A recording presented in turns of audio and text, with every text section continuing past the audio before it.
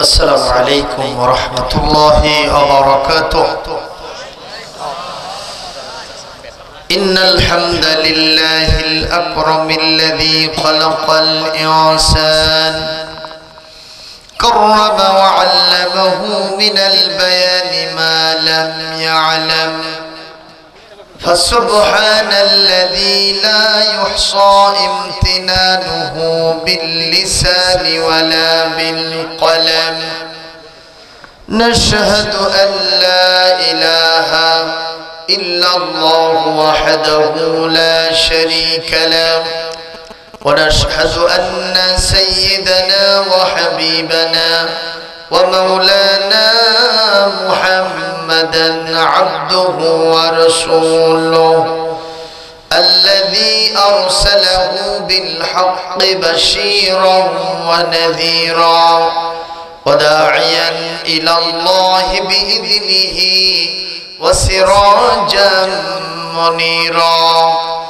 فقد قال الله تعالى في كلامه المجيد وفرقانه الحميد: أعوذ بالله من الشيطان الرجيم. بسم الله الرحمن الرحيم. إن هذا القرآن يهدي للتي هي أقوم ويبشر المؤمنين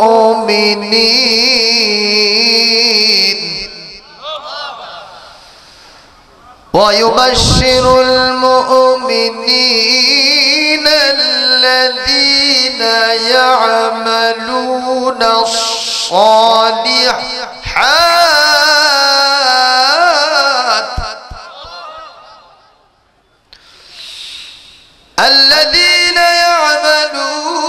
الصالحات أن لهم أجرا كبيرا،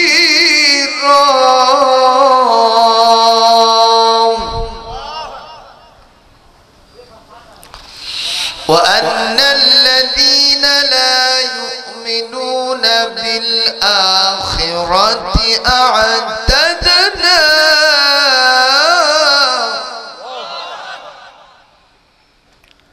أعتدنا لهم عذابا أليما.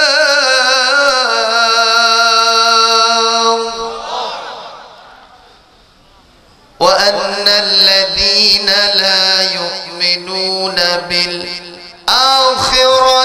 أعتدنا لهم عذابا أليما.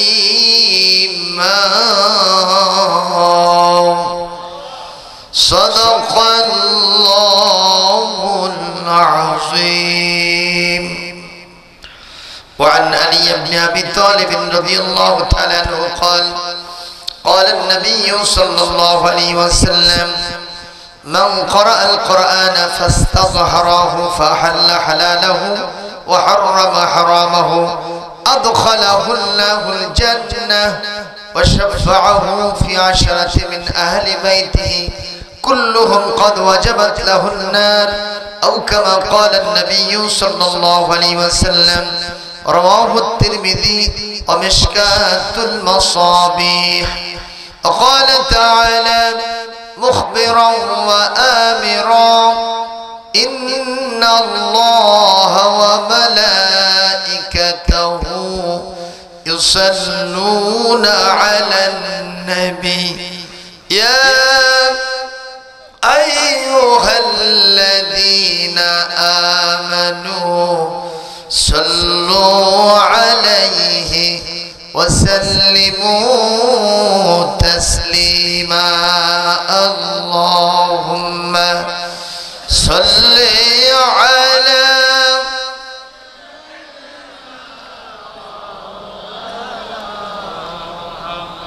وعلى آل سيدنا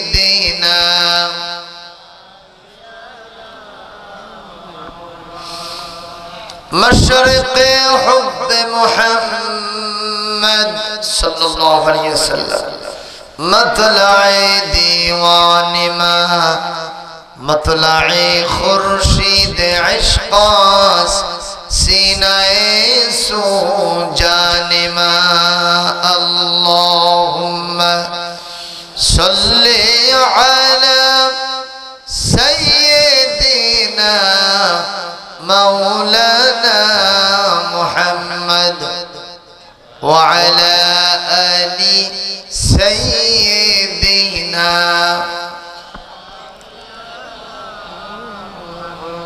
হাজারো ব্যথা বেদনার পরে ফিরে আসনি তুমি আপন ঘরে, দিনের আলো তুমি ছড়িয়ে দিতে চলে গেলে মদিনায় মক্কা ছেড়ে।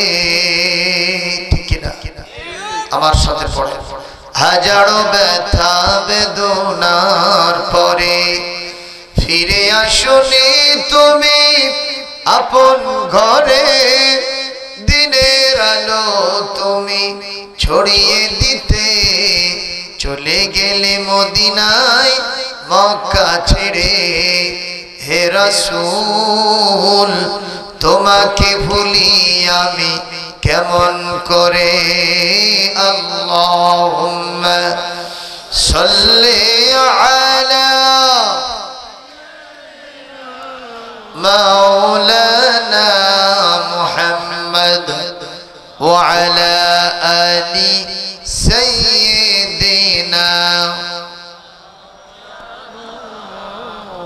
বালাগাল উলা বিকামালিহি كشف الدجى بجماله حسنت جميع خصاله صلوا عليه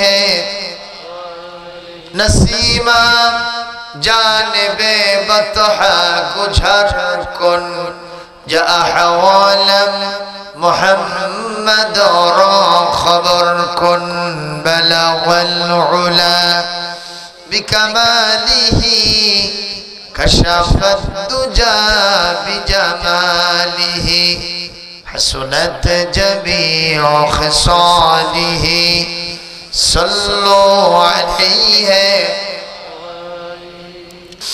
আমি ভূমিকার কলেবর বৃদ্ধি করতে চাই না, একটি কথা শুরুতে বলতে চাই, সব মতবাদ দেখা শেষ, এবার আল কোরআনের বাংলাদেশ। জোরে বলুন ঠিক কিনা? শুধু বাংলাদেশ না, গোটা পৃথিবীর সবগুলো দেশ, সব মতবাদ দেখা শেষ।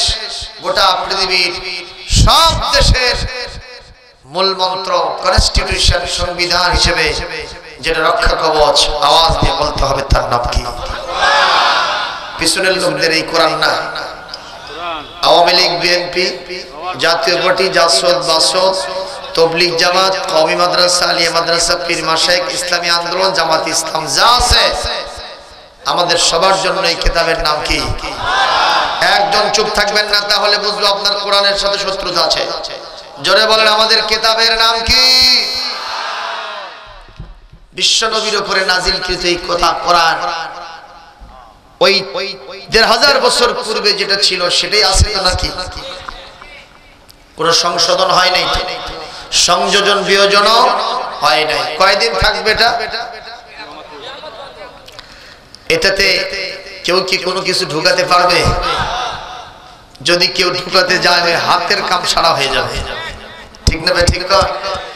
এই কিতাবের আওয়াজ ও ওয়াজকে কি কেউ বন্ধ করতে পারবে? জোরে বলেন। এক বছর যদি বন্ধ করে, পরের বছর আরো বেশি হয় না কম হয়? আল্লাহু আকবার। কম যদি বন্দী থাকে, হাজারো মুফাসসির কোরআনের মাহফিলে আসে না নাই? আসে না নাই? এমন কি সেই বড় মুফাসসিরের মাহফিলে যদি লোক হয় 1 লক্ষ 2 লক্ষ, বর্তমানে এমন মুফাসসিরও আছে যার মাহফিলে লোকের সংখ্যা অন্তত 10 লক্ষ। আছে নাই? জনগণ আছে না নাই? তাহলে এই কোরআনের সাথে যারা বৈরী আচরণ করবে, কোরআনকে যারা বন্ধ করতে চাইবে, সতের গতিবেগকে স্তব্ধ করে দেওয়ার জন্য বাদ দিলে যেমন ওই বাদ শুদ্ধ ওই লোকটাকে নিয়েও চলে যায়, অনুরূপ ভাবে কোরআনে কারীমকে যারা বন্ধ করতে চাইবে তাদের 14 গোষ্ঠীর নাম নিশানা ইতিহাস থেকে মুছে যাবে। এই ইতিহাস আছে না নাই? এই আবু জাহেল মক্কার জিন্দেগিতেই কোরআনের আওয়াজ ও ওয়াজকে বন্ধ করতে চেয়েছিল কিনা? বলেন চেয়েছিল কিনা? বলেন বাংলাদেশ সহ গোটা পৃথিবীতে আবু জাহেল নামের কেউ আছে? আছে?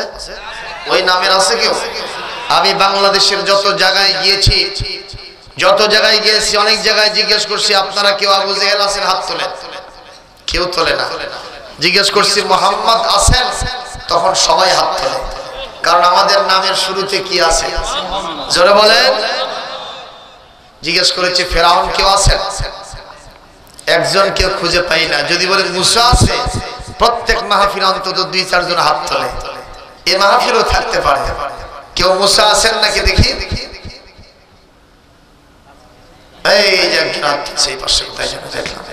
তাহলে বোঝা যাচ্ছে যে প্রত্যেক জায়গায় একজন করে থাকে। যেরকম ঠিক না ঠিক?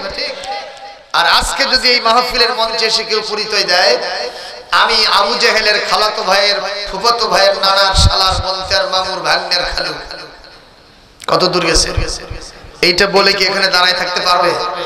এই যে বুড়া চাচা খুনখুনে, উনিও বলবে বাবা পাশি যখন একটা হাঁকায়।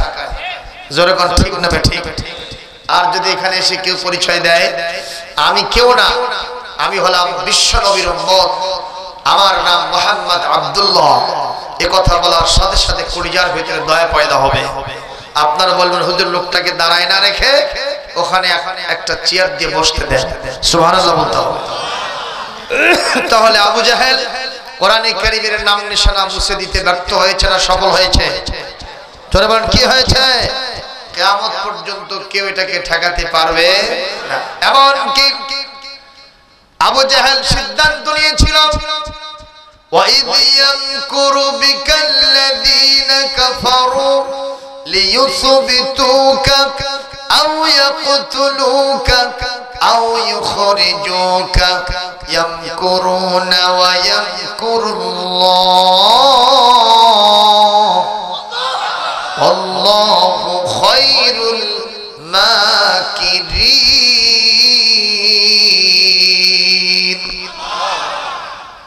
ওদের সিদ্ধান্ত ছিল কোরআন বন্ধ করে দেওয়ার জন্য 3টা। কয়টা সিদ্ধান্ত? 1 নম্বর, মুহাম্মদ সাল্লাল্লাহু আলাইহি ওয়াসাল্লাম যিনি কোরআনের প্রচারক, তাকে জেলখানায় বন্দী করা হোক। কোথায়? তখন ওই মজলিসে একজন শায়েখে নাজদি ছিল। আসলে শায়েখ না, ও হলো শয়তান। শয়তানকে আল্লাহ পাক একটা ইখতিয়ার দিয়েছেন, সে অনেক সময় মানুষের সুরত ধরতে পারে। কি কথা বুঝতেছেন আপনারা? ওই মজলিসে বসা ছিল, শয়তান নামক শায়েখে নাজদি বলতেছে বাবা আবু জাহেল এই সিদ্ধান্ত নিও না, কারণ এটা তোমার জন্য বুমেরাং হবে। যদি মুহাম্মদকে জেলখানায় বন্দী করো, ওখানে হাজতি আর কয়েদি যারা আছে সব তার শাগিরাত হয়ে যাবে। এখন তো তাও বাইরে আছে, ভেতরে যদি আন্দোলন শুরু হয় তো খবর আছে, ঠিক নেই? আবু জাহেল বলল তাহলে এটা স্থগিত। এরপরে কি করা যায়? একজনে দাঁড়িয়ে বলল স্যার তাহলে একটা কাজ করা হোক। কি? যে দেশ থেকে বের করে দেওয়া হোক, অন্য দেশে চলে যাক, সঞ্জাল মিটে যাবে।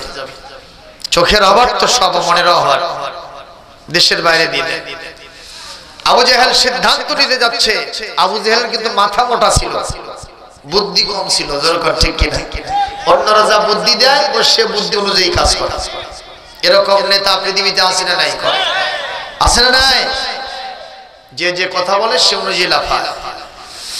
এইবার আবু জাহেল বলল হ্যাঁ এটাই করা হোক। ওই শায়েখে নাজদি বুড়া বলতেছে বাবা এই কাজ করো না। কেন? এখন তো কোরআনের প্রচার শুধুমাত্র মক্কায় আছে, বাইরে দিবা গোটা পৃথিবীর সব জায়গায় কোরআনের আওয়াজ পৌঁছে যাবে, মক্কার বিরুদ্ধে আন্দোলন শুরু হবে, এই কাজ করা যাবে না। আবু জাহেল বলল এটাও বাদ, তোমাদের দিয়ে আমার কোনো কাজ হবে না, আমি নিজেই সিদ্ধান্ত দিচ্ছি। কি সেটা? কয় মুহাম্মদকে আমরা হত্যা করব। নাউজুবিল্লাহ। কি ভাই, আমার নবীজি খুব খারাপ মানুষ ছিলেন নাকি? আমার নবী কি সন্ত্রাসী ছিলেন? ধর্ষণকারী ছিলেন। আমার নবীকে এই পৃথিবীতে চুরি ডাকাতি করেছেন, এমন কি কোনো মিথ্যা কথা বলেছেন? আমার নবী আমানতের খেয়ানত করেছেন। সবকিছু গুণে গুণান্বিত ছিলেন আমার মহামানব বিশ্বনবী জনাব মুহাম্মদ রাসূলুল্লাহ সাল্লাল্লাহু আলাইহি ওয়াসাল্লাম। তারপরেও তাকে হত্যা করার সিদ্ধান্ত হচ্ছে কেন? কথা বলেন ঠিক না বেঠিক? কেন হত্যা করার সিদ্ধান্ত হয়? কারণ এটি হলো কালজয়ী আদর্শ। যারা অন্ধকারের কীট তারা আলোকে পছন্দ করে না। এই জন্য সামসিকের বাচ্চা সকালবেলা সূর্য যখন ওঠে তখন ওর পাওয়াটা মেলে দেয়। উদ্দেশ্য কি জানেন? সূর্যের আলো বিস্তৃত হতে দেবে না। এই না দেখে সূর্য তো আবার লেজ গুটায় আকাশের ভেতরে ঢুকে পড়ে নাকি? ঠিক ঠিক। সূর্যের আলো কম হয় না বেশি হয়? সূর্য বলে তোমার 14 গোষ্ঠী নিয়ে আমাকে রোধ করার জন্য চেষ্টা চালাও, একটু সময় দাও, কিছুক্ষণ পর তোমার 14 গোষ্ঠীকে জ্বালায়া পোড়ায়া মরায়া সতর করে দেব। যখন ঠিক কিনা? অনুরূপ ভাবে আল্লাহ রাব্বুল আলামিন কোরআনে কারীমের ভিতরে ওয়াজ করেন, ওরা আমার নবীকে হত্যা করার জন্য সিদ্ধান্ত ফাইনাল করে ফেলেছে। ওরা ষড়যন্ত্রের জাল বিস্তার করেছে। ইয়ামকুরুনা ওয়া ইয়ামকুরুল্লাহ আল্লাহু খায়রুল মাকিরিন। কোরআনে কারীমের 8 নম্বর সূরা 9 নম্বর 10 নম্বর পারা সূরাতুল আনফাল আয়াত নম্বর 31 যখন কত 30-31 নম্বর আয়াত আল্লাহ পাক বলেন এই ঘটনা তারা কি কি পরামর্শ করেছিল। কোরআনে কারীমের ভিতরে আল্লাহ রাব্বুল আলামিন কিয়ামত পর্যন্ত এটা কোট করে রেখেছেন। আমি হিসাব করে দেখলাম, গবেষণা করে দেখলাম এই ঘটনা এখানে এখন পর্যন্ত রাখার কারণটা কি? কারণ হলো কিয়ামত পর্যন্ত আবু জাহেল থাকবে না, উতবা সাইবা ওয়ালিদ বিন মুগিরা আবু লাহাবরা থাকবে না, কিন্তু তাদের নাতি পুতিরা থাকবে।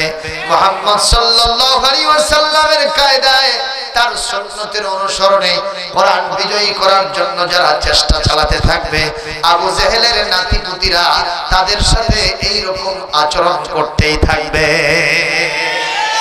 যাতে ওই মুহূর্তে আমার বিশ্বনবী যেমন ইস্তেকামত ছিলেন, অনড় ছিলেন, অবিচল ছিলেন, তিনি যেমন অবিচলিত হন নাই, এক চুল পরিমাণ সরে যান নাই, ওই সময় যারা কোরআনের আন্দোলন করবে তারাও যেন এক চুল পরিমাণ এখান থেকে সরে না যায়, তারাও যেন এখানে দৃঢ় পথ থাকতে পারে। এই জন্য ইতিহাস আমি কোরআনের ভিতরে রেখে দিয়েছি। সুবহানাল্লাহ। তাহলে বলতে হবে এ কোরআন কি জিন্দা না মুর্দা? সবাই বলবেন এ কোরআন জিন্দা না মুর্দা?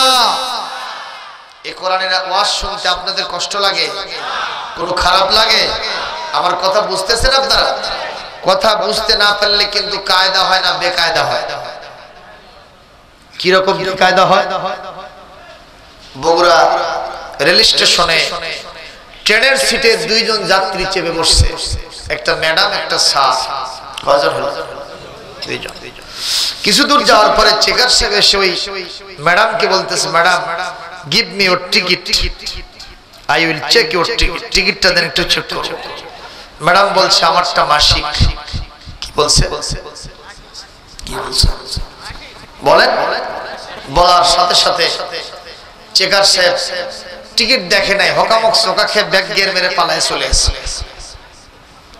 তো পাশে একজন স্যার বসেছিল, যেটা ম্যাডামের পরে স্যার। কিছু দূর যাওয়ার পরে তার কাছে এসে বলতেছে, sir give me your ticket, I will check your ticket, টিকিটটা দেন একটু চেক করব। স্যার বলতেছে আমারটা 1 শিরা। জোরে কোন কয় শিরা? চেকার সাহেব বলতেছে, মিয়া টিকিটের সাথে 1 সের 2 সেরের সম্পর্ক কি? এখন স্যার বলতেছে, ভাইজান পাশে একটা ম্যাডাম তার কাছে টিকিট দেখতে চাইলেন, সে বলল আমারটা মাসিক। বলার সাথে সাথে হকামক চোখা খেয়ে চলে গেলেন, দেখা লাগলো না। ওরকম একটা অসুখ যে আমার মধ্যে আছে সেটা বললাম, জন্য ব্যাখ্যা দেওয়া লাগবে, ভাগো মেয়ে এখান থেকে। বলছে এই মেয়ে কি বলছেন আপনি? কয় যে মহিলার মাসিক অসুখ হচ্ছে না, কয় যে মেয়ে তুমি বোঝো নাই, ওই মানুষ ওই মহিলা প্রত্যেক দিন যাতায়াত করে এই ট্রেনে চড়ে, 1 মাসের অগ্রিম টিকিট কাটছে, এই জন্য বলছে আমারটা মাসিক। তুমি ভুল বুঝা মনে করছো যে বোধহয় মাসিক অসুখ হচ্ছে, এই জন্য তোমার একটা গোপন রোগ ছিল, সেটা ফাঁস। সেরকম ঠিক না ঠিক? তাহলে এই স্যার কি ভুল বুঝেছে না শুদ্ধ বুঝেছে? কথা কয় না, কি বুঝেছে? যার কারণে গোপনীয় রোগটা প্রকাশ হয়েছে। কয় ভাই মাফ চাই, আর কম না, কয় লাভ নাই, ফাঁস হয়ে গেছে। কথা বলে ঠিক না ঠিক? তাহলে কোরআনের কথা যদি আমরা বুঝতে না পারি, আগামীকালকে গিয়ে দেখবেন আপনারা সবাই সমালোচনা শুরু করবেন যে বগুড়া থেকে এক হুজুর আসছিল এই বলে গেল। আজকে আধুনিক বিশ্বের শ্রেষ্ঠ মুফাসসিরে কোরআন হিসেবে তাফসীর মাহফিল এসেছে আমার বাংলাদেশে, নাম ডক্টর মিজানুর রহমান আল আজহারি। নাম শুনেছেন তো? শুনেছেন তো? তার বক্তব্যকে অনেকে যারা কলিজার ভিতরে হিংসা রাখে তারা ইউটিউব থেকে তার বক্তব্যগুলো নিয়ে কেটে সেটে নিজেদের মতো করে বানায়া এগুলো জাতির সামনে উপস্থাপন করে তাকে তার সাথে জাতির একটা শত্রুতা পয়দা করে দেওয়ার জন্য চেষ্টা চালাচ্ছে। কথা বলেন ঠিক না ঠিক? এবং সেক্ষেত্রে এক শ্রেণীর হুজুরেরা, এক শ্রেণীর বক্তারা পর্যন্ত এই মিশন নিয়ে ময়দানে নামছে। কথা বলতে হবে ঠিক না ঠিক? আমি মনে করি ইসলামের শত্রুতা এখন বর্তমানে ইহুদি খ্রিস্টানদের চাইতে এক শ্রেণীর হুজুররা বেশি বেশি করতেছে। জোরে বলতে হবে, কথা ঠিক কিনা? এরা বিভিন্ন জায়গায় গিয়ে একজন হুজুরের বিরুদ্ধে বিভিন্ন জায়গায় তারা বদনাম, তাদের দুর্নাম ছড়াচ্ছে, তাদের বক্তব্য নিয়ে টিকা টিপ্পণী করতেছে, যার কারণে আজকে অবস্থায় করুণ থেকে করুণতর হয়ে যাচ্ছে। আমি উদাহরণ হিসেবে বলতে চাই, আহারে কুড়াল বলে বাঁশ কাটে, কি কাটে? বাঁশ বলতেছে ভাই আর কাটিস না, মরে গেলাম। তখন কুড়াল বলতেছে ভাই আমার তো দোষ নাই। কেন? কয় তোর জাতীয় ভাই আমার পাশার মধ্যে। জাতীয় ভাই কে? আরেকটা মানুষের ভিতরে ঢুকে আসে না নাই? কয় আমি মনে করি যে আওয়ামী লীগ বাংলাদেশ ইসলামী আন্দোলনের শত্রু নয়, আওয়ামী লীগ শত্রু নয়, সরকার শত্রু নয়। এক শ্রেণীর আলেমরা আমাদের ইসলামী আন্দোলনের নেতা কর্মীদের বিরুদ্ধে সরকারকে লেলিয়ে দিচ্ছে। জোরে বলুন ঠিক কিনা? সিলেটে একটা মাহফিল বন্ধ করে দিয়েছে এবং চকরিয়াতে গত পরশুদিন মাহফিল বন্ধ হয়েছে। আমি নেটের ভিতরে দেখলাম সেখানে মিজান আজহারীর মাহফিল বন্ধ করে দিয়া ওখানে নর্তকীদের কনসার্ট অনুষ্ঠিত হয়েছে। আমরা মনে করি কাল কিয়ামতে হুজুরদেরকে সর্বপ্রথম জাহান্নামে দেওয়া হবে। কথা বলেন ঠিক না ঠিক? কোন হিসাবে কোরআনের মাহফিল বন্ধ করে সেখানে কনসার্ট চালু করলে আল্লাহর কাছে কি জবাব দিবা? জবাব দেওয়ার জন্য প্রস্তুত থাকতে হবে। যারা কোন ঠিক না ঠিক, কোন ছাড় হবে না। উলামায়ে সু হিসেবে কিয়ামতের কঠিন ময়দানে তোমাদেরকে অবশ্যই জবাবদিহির কাঠগড়ায় দাঁড় করতে হবে, তাতে কোনো সন্দেহ নাই। যারা কোন ঠিক না ঠিক। সম্মানিত ভাইরা, এজন্য আমরা বলতে চাই কোরআন কারীমের এই আওয়াজ আবহমান কাল ধরে ছিল, এটা আছে, কিয়ামত পর্যন্ত থাকবে। এর পথে কেউ এসে কাটা বিছাতে চাইলেও কোনো লাভ হবে না। কথা বলেন না কেন? সম্মানিত ভাইরা, আজকে আমি মূলত কোরআন থেকে কিছু আলোচনা করার জন্য, কোরআনের সম্মান বলার জন্য বসেছি। এটি কোরআনের মাদ্রাসা, কোরআনের মাহফিল। আমার কাছে মনে হচ্ছে যেন নূরুন আলা নূর, আলোর উপরে এটি আরেকটি আলো। ওয়াহদিল্লাহু লিনূরিহি মাইয়াশা। আর আজকের এই আলোর নির্দেশনা তারাই পেয়েছে যারা নাকি জান্নাতের জন্য কবুল হয়েছে। আমি কোরআন হাতে রেখে বলছি, যারা আপনারা এখানে বসে আছেন, আপনারা এক একজন প্রত্যেকে আল্লাহর জান্নাতি বান্দা। জোরে বলতে হবে। এই পাশের লোকেরা বেজার হয়েছে? জোরে সবাই মিলে বলেন আলহামদুলিল্লাহ। জান্নাতের বাগানে কারা বসে? জাহান্নামীরা বসার সুযোগ। আমি মনে করি এক একজনের চেহারা থেকে নূর চমকাইতেছে।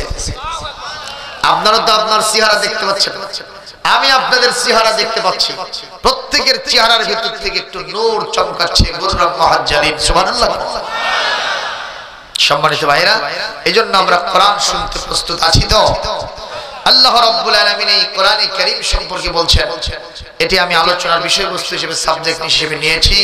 এটি কোরআনে কারীমের 17 নম্বর সূরা, 15 নম্বর পারা, সূরা বানী ইসরাঈলের 9 নম্বর এবং 10 নম্বর আয়াত আপনাদের সামনে রেসিটেশন ফ্রম দ্য হোলি কোরআন, কোরআন থেকে তেলাওয়াত উপহার দিয়েছি। আল্লাহ বলছেন বিসমিল্লাহির রহমানির রহিম, ইন্না হাযাল কোরআন, নিশ্চয় এই কোরআন। সুবহানাল্লাহ। কোন কোরআন? কোন কোরআন? একটু একটু আঙ্গুল দিয়ে দেখাই দেন কোন কোরআন? কোন কোরআন? কোন কোরআন? ইন্না মানে নিশ্চয়, হাযা মানে ইহা, আল কোরআন মানে আল কোরআন, নিশ্চয় এই কোরআন। ইয়াহদি মানে রাস্তা দেখায়, লিল্লাতি এমন একটা রাস্তা, ইয়া আকওয়াম যে রাস্তাটা হলো স্ট্রেট ওয়ে, যে রাস্তাটা হলো সরল এবং সোজা, যার লাস্ট ডেস্টিনেশন, সর্বশেষ ঠিকানা আল্লাহর জান্নাত। তাহলে আমরা কি কোরআনকে ধরব না শয়তানকে ধরব? জোরে বলেন কোনটা ধরবেন? শয়তানের একটা রাস্তা আছে, এই রাস্তার শেষ ঠিকানা হলো জাহান্নাম। জোরে বলুন ঠিক কিনা? এই রাস্তার শেষ ঠিকানার নাম কি? আমরা কোথায় যাব, জান্নাতে না জাহান্নামে? দেখি কারা কারা জান্নাতে যেতে রাজি আছেন, দু হাত তুলে আল্লাহকে দেখান। একজনের হাত নিচে থাকবে না। লিল্লাহি তাকবীর, লিল্লাহি তাকবীর, লিল্লাহি তাকবীর। হাত নামান, হাত তোলে নাই। যারা হাত তোলে নাই তারা কারা বলবো? বলবো। এক স্যার ক্লাসে গিয়ে বলতেছে, বাবা তোমরা কে কে জান্নাতে যাবে? সব ছাত্র দুই হাত তুলছে। কয় হাত? একটা ছাত্র হাতও তোলে নাই, ও বসে থেকে শুধু অজর না হয়নি কাঁদতেছে। স্যার জিজ্ঞেস করলো, বাবা জান্নাতে যাবে না? কয় না স্যার। কেন? কয় মা কসে স্কুলে যাবো, সোজা বাড়িতে আসবো, কোনটি যাস না বাবা। কি বুঝলেন? কি বুঝলেন? এই ছেলেটার চিন্তা হলো স্যারের কামাজে ভাবসা, এখনই বোধহয় জান্নাতে নিয়ে যাবে, মায়ের সাথে আর দেখা হয় না, এজন্যই যেতে চায় না। আজকে এখানে অনেকে আছেন যাদের চিন্তার ভিতরে জেগেছে, হুজুরের যা ভাবসাব দেখতেছি, এখনই যদি নিয়ে যায়, বাড়িতে ভোগ বলে আছি, দরজাটা খুলে তো সে এখনই আসবে, বোধহয় দেখার হলো না, এরকম চিন্তা আছে অনেকে। খবরদারি চিন্তা করবেন না, এখনই যদি অর্ডার হয় জান্নাতে যেতে প্রস্তুত থাকবেন না, কারণ ওখানে যেতে পারলেই লাভ, ওখানে যতক্ষণ যাবেন না ততক্ষণ লস। ঠিক কিনা? কারণ এমন একটি লোভনীয় জায়গা, এমন একটি কামনীয় জায়গা, তামান্নার জায়গা, আমাদের বাঞ্ছনার জায়গা, যেই জান্নাত সম্পর্কে আল্লাহ স্পষ্ট বলছেন কোরআন কারীমের 24 নম্বর পারা 41 নম্বর সূরা, সূরা হামিদ সাজদা 32 নম্বর আয়াতে আল্লাহ কি বলেন শুনেন। ওয়ালাকুম ফিহা মা তাশতাহি আনফুসুকুম ওয়ালাকুম ফিহা মা তাদউন নুজুলাম মিন গফুরির রহিম।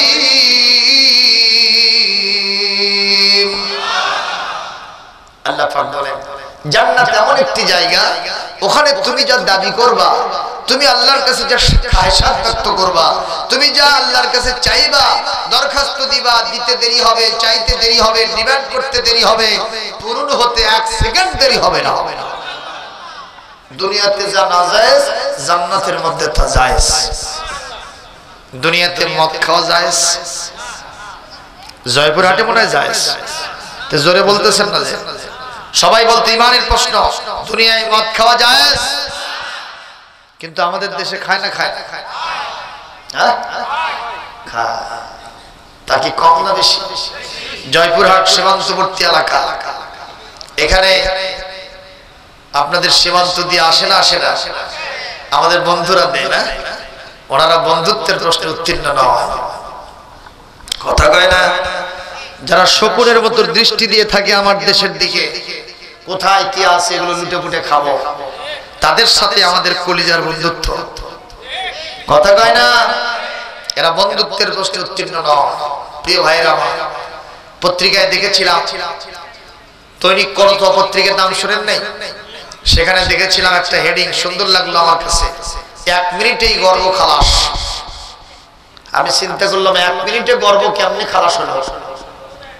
পত্রিকার ভেতরে পড়ে দেখি যে হ্যাঁ সত্যি তাই, 1 মিনিটেই গর্ব খালাস হয়েছে। সেটা কেমনে? আপনাদের হিলি সীমান্তে, আপনাদের জলপাইগুড়ি না, হিলি সীমান্তে দেখলাম একজন মহিলা পর্দানসীন, গর্ভবতী, এরকম পেট আছে, এখন আসতেছে। তো বিডিআর, তখন বিডিআর নাম ছিল, ওই বিডিআর জওয়ান, এখন বিজিবি যারা, দুইজন বলছে স্যার, দায়িত্বপ্রাপ্ত কর্মকর্তা বলছে স্যার একটু পারমিশন দেন। কেন? কই 1 মিনিট আর গর্ভ খালাস করব না, মা বোন সবার আছে। আমরা দেখতে পাচ্ছি 10 মাসের গর্ভবতী মহিলা, হাত দিস না গায়ে, সমস্যা আছে।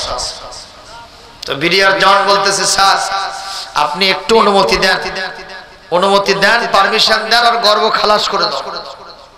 বলছে আচ্ছা দেখি দে হাত দে। যেই না হাত দিছে মহিলা তখন রেগে গেছে, মা বোন সবার আছে, তোমাদের বিরুদ্ধে আন্তর্জাতিক আদালতে মামলা দিব। গায়ে হাত দিছো মানে?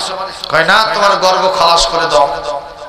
বোরকা খুলেছে, কাপড় খুলেছে, দেখে সত্যি তাই 10 মাসের গর্ভবতীর পেটে সন্তান আছে, তা 11টা নয় 11টা সন্তান। সুবহানাল্লাহ কোসে। এই সন্তানের নাম হলো ফেন্সিডি। সন্তানের নাম কি? মানে এমন ভাবে পেটের মধ্যে সাজায় বাঁধিছে, আজ তো দেখা যাচ্ছে এটা গর্ভবতী মহিলা। নিশ্চিত কাঁদতে বলেন নাউজুবিল্লাহ। পত্রিকায় হেডিং লিখেছে 1 মিনিটেই কি খালাস, গর্ভ খালাস। তাহলে বলেন আমাদের দেশে এরকম মদারু, জুয়ারু, ঘুষারু, সুদরু আসে না যায়? হ্যাঁ, ভাঙখুর, তারিখুর, আবাখুর আছে না নাই?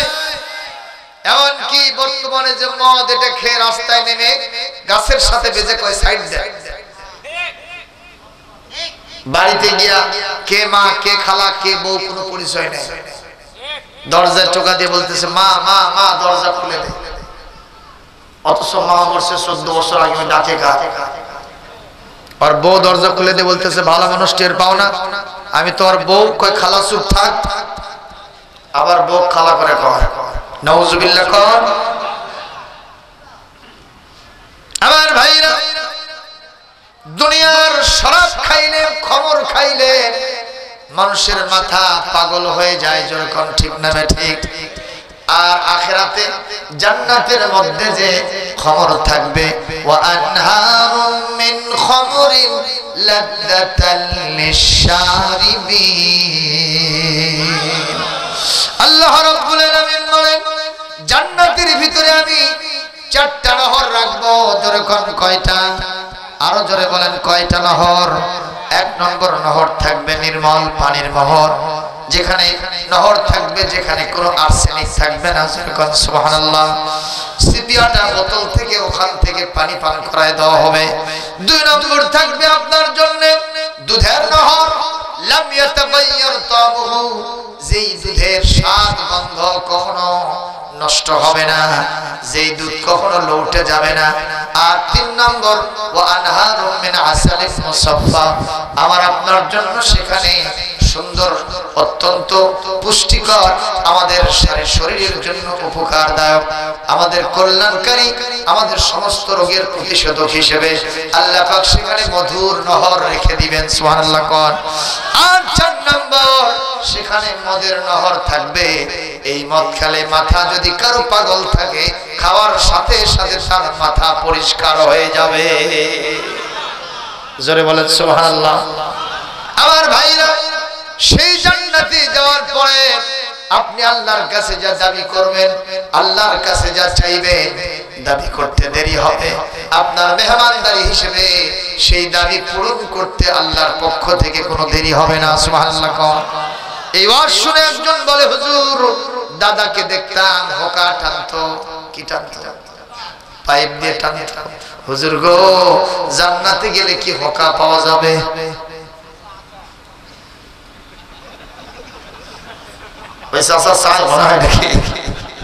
আমি বললাম ওয়ালাকুম ফিহা মা তাশতাহি, শব্দের ভিতরে তুমি যদি জান্নাতে গিয়া হোকা চাও, তোমার হোকার ব্যবস্থাটাও থাকবে, কিন্তু ভালো ভালো এত সুন্দর প্রসাধনী খাবার থাকতে পচা খাবারের দিকে তোমার মন যাইবে না। মারহাবা গো মুসলমান। এই পৃথিবীতে আপনি দেখবেন মেহমানের বাড়িতে, মেজবানের বাড়িতে মেহমান সেজে গেছেন। গরুর গোশত, খাসির গোশত, দেশি মুরগি, বিদেশি মুরগি, ছোট মাছ, বড় মাছ, মাঝারি মাছ, ইলিশ মাছ, বোয়াল মাছ, ষাটি মাছ, মাগুর মাছ, তারপরে শিং মাছ সহ সমস্ত কিছু খাওয়া দাওয়া, দই মিষ্টি, এদিকে ফল ফলাদি সব আছে। আপনি কি কবেন যে ভাইয়া না আলু ভর্তা? কথা কবে? এত ভালো ভালো খাবার থাকতে কেউ কখনো পচা খাবারের দিকে মন দিতে চাইবে না। সুবহানাল্লাহ কোন না? সেই জান্নাতে যদি যেতে চান তাহলে কোরআনের রাস্তা ধরতে হবে। রাজি আছেন ইনশাআল্লাহ? জোরে বলেন রাজি আছি। কিন্তু যদি কোরআনের রাস্তায় থাকেন, বিশ্ব নবীকে যেমন হত্যা করার সিদ্ধান্ত গৃহীত হলো, এই সিদ্ধান্ত আমার আপনার বিরুদ্ধেও হতে ইতিহাস আছে না? কথা বলে কোন অপরাধ তাদের নাই। আল্লাহ রাব্বুল আলামিন 30 পারা সূরাতুল বুরুজের মধ্যে বলেন, ওয়া মা নাকামু মিনহুম ইল্লা আইয়ুমিনু বিল্লাহিল আজিজিল হামিদ। আল্লাহ পাক বলেন, যাদেরকে ওই বিলাল, ওই খাব্বাব, খুবাইব, সুমাইয়া, আম্মার, ইয়াসার, সুহাইব রবি রাদিয়াল্লাহু তাআলা আলাইহিম আজমাইন, তাদেরকে পৃথিবী থেকে বিদায় করে দেওয়ার পিছনে অন্য কোনো কারণ ছিল না, কোনো অপরাধ ছিল না। তাদের অপরাধ ছিল একটাই, সুপ্রশংসিত আল্লাহর উপরে খাঁটি ভাবে তারা ঈমান এনেছিল। এই ঈমান আনার কারণে, কোরআনের আন্দোলন করার কারণে তাদেরকে জমিন থেকে বিদায় করে দেওয়া হয়েছে। কথা বলেন ঠিক কিনা? এই কারণে হযরত আমার রাসূল সাল্লাল্লাহু আলাইহি ওয়াসাল্লামের চামড়া উঠাইছিল ওই তায়েফের জমিনে। যখন ঠিক কিনা? আমি 2টা বার তায়েফ সফর করেছি। যখন কয়বার? মক্কা মদিনায় 2 বার গেলাম, তায়েফ সফর করতে গেলাম গত 18 সালে। মুআল্লিম সাহেব আমাকে নিয়ে গেলেন সেই জায়গাটা দেখানোর জন্য যেখানে আমার বিশ্ব নবীর 1 বার নয়, 2 বার নয়, 3 বার রক্ত পড়েছিল। জোরে করে আল্লাহু আকবার। আরো জোরে করে আল্লাহু আকবার। আমার ভাইরা, আমি যখন সেখানে গেলাম, ওরা বলল, হুজুর এই জায়গাতে বিশ্ব নবী প্রথমবার বেহুশ পড়ে গিয়েছিলেন। হযরত যায়েদ বিন হারেসা বলেন, আমি বিশ্ব নবীকে প্রোটেকশন দিতে গিয়া আমি দেখলাম চতুর্দিক থেকে পাথরের বৃষ্টি আসতেছে, আমার মাথাটা ফেটে রক্ত বের হয়ে যাচ্ছে। আমি রাসূলকে হেফাজতের দায়িত্ব নিলাম আর মনে মনে সিদ্ধান্ত নিলাম, আমার জীবনের বিনিময়ে বিশ্ব নবী যদি বেঁচে থাকেন, আমি যায়েদের জন্য এটাই সবচেয়ে বড় সান্ত্বনার বাণী হবে। জোরে কর সুবহানাল্লাহ। আমার ভাইরা, বিশ্ব নবী প্রথমবার জমিনে পড়ে গেলেন, রক্ত ঝরতে থাকলো। এক পর্যায়ে ওই কাফেররা এসে আমার নবীকে উঠানোর জন্য মজবুর করলো, জুলুম করলো। নবীজিকে ওখান থেকে উঠায় নিয়ে যখন সামনে হাঁটানোর চেষ্টা করেন, আমার নবীজি মনে করছেন, মনে মনে চিন্তা করছেন, সম্ভবত আমার নির্যাতন এখন বন্ধ হয়ে যাবে। কিন্তু না, রাসূল যখন হাঁটে আবার চতুর্দিক থেকে পাথর বৃষ্টির মতো আসতে থাকে। মক্কা মদিনার পাথরগুলি কি চোখা চোখা প্রকাণ্ড বড় বড় পাথর।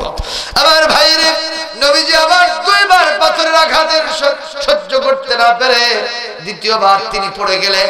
সেখানে অনেক রক্ত ঝরে গেল। এক পর্যায়ে বিশ্ব নবীকে ওরা আবার ওখান থেকে উঠানোর জন্য চেষ্টা করলো। নবীকে উঠায়া যখন হাঁটানোর চেষ্টা করে, আমার নবী তৃতীয়বার আবার হাঁটতেছেন। নবী যখন এবার হাঁটা শুরু করেছেন, হযরত যায়েদ বিন হারেসা বলেন, আগের 2 বার যা পাথর মেরেছে তার ডবল পাথর তৃতীয়বার নবীর গায়ে ওরা মারল। আমার নবীজি তৃতীয়বার বেহুশ হয়ে একটা বিশাল পাথরের উপরে পড়ে গেলেন। নবীজির মাথা, তার শরীরে রক্ত পড়ে পড়ে ওই পাথর তার রক্তগুলো চুষতে থাকলো। এখানে বেশিক্ষণ বেহুশ হয়ে নবীজি পড়ে থাকলেন। আমার মোবাইল ফোনের ভিতরে দৃশ্য ধারণ করে নিয়ে আসছি। আজ পর্যন্ত তায়েফের জমিনে সেই বড় পাথরটা পড়ে আছে। ওই পাথরের এক কোণায় আজ থেকে 1500 বছর পূর্বে বিশ্ব নবীর রক্ত আজ পর্যন্ত পাথর বহন করতেছে। আমার ভাইরা, এখান থেকে আমরা বুঝতে পারি বিশ্ব নবীর মতো শরীফ মানুষ, ভদ্র মানুষ, এত বড় সুন্দর সুপুরুষ পৃথিবীতে আর কেউ। সেই মানুষের গায়ে তারা কেমনে পাথর মারলো? একটাই কারণ ছিল, নবী করিম সাল্লাল্লাহু আলাইহি ওয়াসাল্লাম এই পৃথিবীর কায়না স্বার্থবাদীদেরকে স্বার্থ হানিকর কোন কাজ করতে দিবেন না। তাদের স্বার্থ জলাঞ্জলি দিয়া মহান আল্লাহ রাসূলের স্বার্থ কায়েম করবেন, হক বিজয় করবেন, কোরআনে কারীমের কনস্টিটিউশন সংবিধান কায়েম করবেন। আলা লাহুল খালকু ওয়াল আমর ইনিল হুকমু ইল্লা লিল্লাহ। সৃষ্টি যার আইন চলবে, সৃষ্টি যার আইন চলবে। বলেন সৃষ্টিকার আমাদেরকে কে সৃষ্টি করেছেন? ও আকাশ কার, এ জমিন কার, গাছপালা তরুলতা হাজার হাজার মাখলুকাত কার সৃষ্টি? আল্লাহ সৃষ্টি করলেন। আর তুমি মানুষ, তুমি তোমার ব্যক্তি পরিবার সমাজ এবং রাষ্ট্র চালানোর জন্য নিজেই আইন তৈরি করো। এখতিয়ারে অধিকার পারমিশন তোমার কে দিয়েছে? আমরা মানুষ, আমাদের সীমাবদ্ধতা আছে না ভাইজান? কথা কয় না? সীমাবদ্ধতা আছে না? আমার নাকের ভিতরে ময়লা, আমার কানের ভিতরে ময়লা, আমার মুখের ভিতরে ময়লা, দাঁতে ময়লা, পেট ভরা ময়লা। কথা কয় না?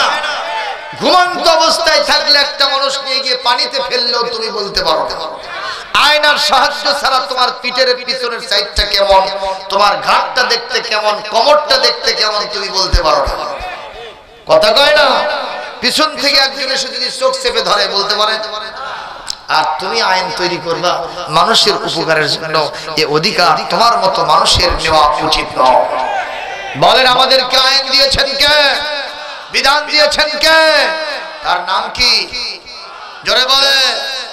এই আইন যারা মুসলমান হয়েছেন, যারা ইমানদার হয়েছেন, এই আইনটা মানবেন কি মানবেন না, এরকম 50-50 কোনো অধিকার আপনাদেরকে দেওয়া হয় নাই। মানতেই হবে বাই হুক এন্ড ক্রুক।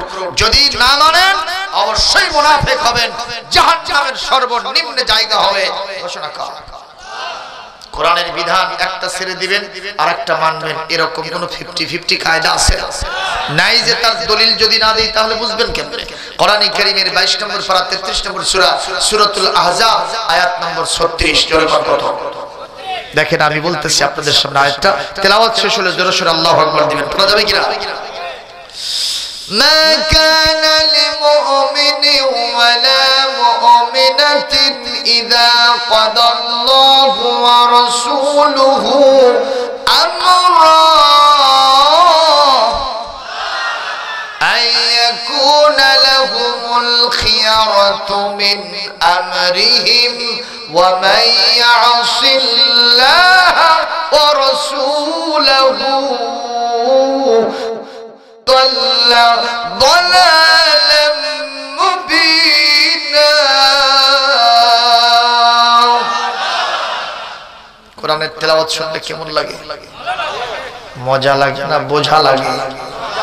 সবার মজা লাগে। আমার নবী কোরআনের তেলাওয়াত শুনতে খুব পছন্দ করতেন। আপনাদের গ্রামে এই মাদ্রাসার নাম কি? কি হয় এখানে? নাকি নাচ গান হয়, অভিনয় হয়, জোরে কর, জঙ্গিবাদের ট্রেনিং হয়, অস্ত্রবাজি হয়, বোমা বানানো হয়, কি কোরআন শিক্ষা দেওয়া হয়। সুবহানাল্লাহ। এক হাফিজি মাদ্রাসায় গেছে যে ওখানে সম্ভবত জঙ্গি তৈরি হচ্ছে, বোমা তৈরি হচ্ছে। গোয়েন্দা বাহিনী যাওয়ার পরে ছোট্ট ছোট্ট বাচ্চাদেরকে বলছে, এই তোমাদেরকে এখানে কি শেখানো হয়? এখানে যা শেখানো হয় এখানে বলা যাবে না। কোথায় বলতে হবে? ঘরের মধ্যে যাওয়া লাগবে। চলো যাই। যাওয়ার সাথে সাথে লুঙ্গি খোলা শুরু করছে। এই লুঙ্গি খোলো কেন? আমাদেরকে যা শেখানো হয় আমি সেটা দেখাবো। তার মানে ঢিলা খুলুক কেমনে নেওয়া হয় আমি সেটা দেখাবো।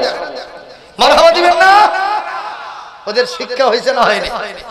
উচিত শিক্ষা হলো সেই দিন থেকে গোয়েন্দা বাহিনী কয় না আর এই সব মাদ্রাসায় হানা দেওয়া যাবে না, এখানে জঙ্গি হয় না, এখানে কোরআনের মুজাহিদ তৈরি হয়। জোরে বলেন সুবহানাল্লাহ। আর যারা স্কুল কলেজে পড়ে কেজি দিয়ে কেজি বানা আছে না নাই? ওখানে ওরা পেশাব করতে ধরে ওই পেশাব দিয়ে 100 কত লেখে? পেশাব দিয়ে 100 লেখা বোঝেননি? এরকম চিন্তা করেন। ওরা ঢিলা কুলুপ তো দূরের কথা, জিজ্ঞেস করলো কি ব্যাপার এরকম কেন? একদিন এক স্মারক দেখছিলাম লিখতেছে চিন্তা করে এই শিক্ষা ওখানে হয়। আর কোরআনের মাদ্রাসায় যা শিখাবেন আল্লাহ রাব্বুল আলামিন ইরশাদ করেছেন, খুব ভালো করে আমার বিশ্ব নবীর তেলাওয়াত সাহাবায়ে আজমাইন শুনতেন। নবী করিম সাল্লাল্লাহু আলাইহি ওয়াসাল্লাম বলেছেন, এই কোরআন যারা তেলাওয়াত করে, এই কোরআন যারা মানে, কোরআনের আন্দোলন যারা করে, এই ব্যক্তিদেরকে আল্লাহ পাক সরাসরি জান্নাতে ঢুকায় দিবেন। জোরে বলেন, জোরে বলেন। আমার নবী নিজে কোরআন তেলাওয়াত শুনতে পছন্দ করতেন। আমি জবাব দিচ্ছি কোরআন থেকে। একদিন বিশ্ব নবীর এক মুফাসসির সাহাবী, যার নাম হলো হযরত আব্দুল্লাহ বিন মাসউদ রাদিয়াল্লাহু তাআলা, হুজুর বললেন, ইয়া আব্দুল্লাহ ইকরা আলাইয়াল কুরআন। ওরে আল্লাহ, 12টা না পার হয়ে গেছে। আচ্ছা, এখন আমি আপনাদের থেকে পারমিশন ছাড়া ওয়াজ করব না। আপনারা বলেন, আমি কি ওয়াজ চালাবো কিছুক্ষণ? সবাই সবাই একজনের হাত নিতে থাকলে আমি ওয়াজ আর করব না। দেখি যারা ওয়াজ শুনতে রাজি আছেন দুই হাত তুলবেন আল্লাহর কাছে। আর একজন তাকবীর ধরেন।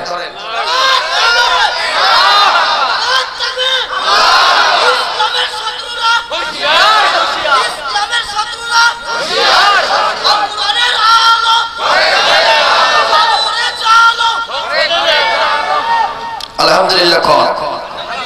এমন একটা ছেলে তাকবীর দিয়েছে যে ছেলেটা প্রতিবন্ধী, পাও ভাঙা। জোরে কথা ঠিক কিনা? এখানে যারা তাগড়া যুবক আছো, তোমরা কি কোরআনের আন্দোলন থেকে পিছুপা হয়েছো? বলেন, কোরআনের আন্দোলন আমরা অতীতে করেছি, এখনো করব, ভবিষ্যতেও করব। এখান থেকে এক চুল পরিমাণ আমরা সরে যাব। কেউ যদি না করে আমি করব, ঠিক কিনা? একজন কবি বলেছেন সুন্দর করে, কেউ না করুক আমি করব কাজ, কেউ না করুক আমি করব কাজ, কেউ না করুক আমি করব কাজ। আল কোরআনের আহ্বানে দিন কায়েমের প্রয়োজনে, আল কোরআনের আহ্বানে দিন কায়েমের প্রয়োজনে নতুন করে আবার আমি শপথ নিলাম আজ। কেউ না করুক আমি করব কাজ, জোরে, কেউ না করুক আমি করব কাজ, কেউ না করুক আমি করব কাজ। আমি হতাশ হব না, ভয় করব না, আমি বসে পড়ব না, মশরে পড়ব না। দিন কায়েমে ব্যস্ত রব বরং সকাল সাঁঝ, দিন কায়েমে ব্যস্ত রব বরং সকাল সাঁঝ। কেউ না করুক আমি করব কাজ। বলেন, কেউ না করুক আমি করব কাজ, কেউ না করুক আমি করব কাজ। আল কোরআনের আহ্বানে দিন কায়েমের প্রয়োজনে, আল কোরআনের আহ্বানে দিন কায়েমের প্রয়োজনে নতুন করে আবার আমি শপথ নিলাম আজ। কেউ না করুক আমি করব কাজ, কেউ না করুক আমি করব কাজ। ঠিক নেই? জোরে বলেন। অনেকে মনে করে কোরআনের আন্দোলনকারীরা শেষ হয়ে গেছে, এরা নাই। মুসলমান, একটা উদাহরণ দিব। যখন খরা মাস, অঘ্রাণ পৌষ মাঘ মাস আসে, তখন মনে হয় যে ব্যাঙগুলো সব মরে ছতর হয়ে গেছে। তাই তো মনে হয়, কারণ জমির আইলে আইলে গেলে কোনদিন যদি কান পাতে নেই, মাঘ মাসের দিনে অথবা পৌষ মাসের দিনে কোন ব্যাঙের ডাকের আওয়াজ আসবে। অনেকে কয় ব্যাঙ শেষ, কথা কয় না। ব্যাঙ কি আসলেই শেষ? তার প্রমাণ কি? যখন আষাঢ় মাসের নতুন বৃষ্টি নামবে, আবার আমরা যখন ওই রাতের বেলায় অন্ধকার প্রকোষ্ঠে নিভৃতে আস্তে করে কান পাতবো, চতুর্দিকে শুধু ঘ্যাঙর ঘ্যাং, ঘ্যাঙর ঘ্যাং, ঘ্যাঙর ঘ্যাং, আবার ব্যাঙ এসেছে। আমরা বলবো, যেই দিন আষাঢ় মাসের বৃষ্টি, আল্লাহ রহমতের বৃষ্টি নাজিল হবে, কোরআনের আন্দোলনকারীরা সব মরে গেছে, কেউ ভাববে না। আবার ঠিক মতো দেখা যাবে কোরআনের আন্দোলনকারীরা ব্যাঙের মতো চতুর্দিক থেকে পঙ্গপালের মতো ময়দানে ছুটে এসেছে।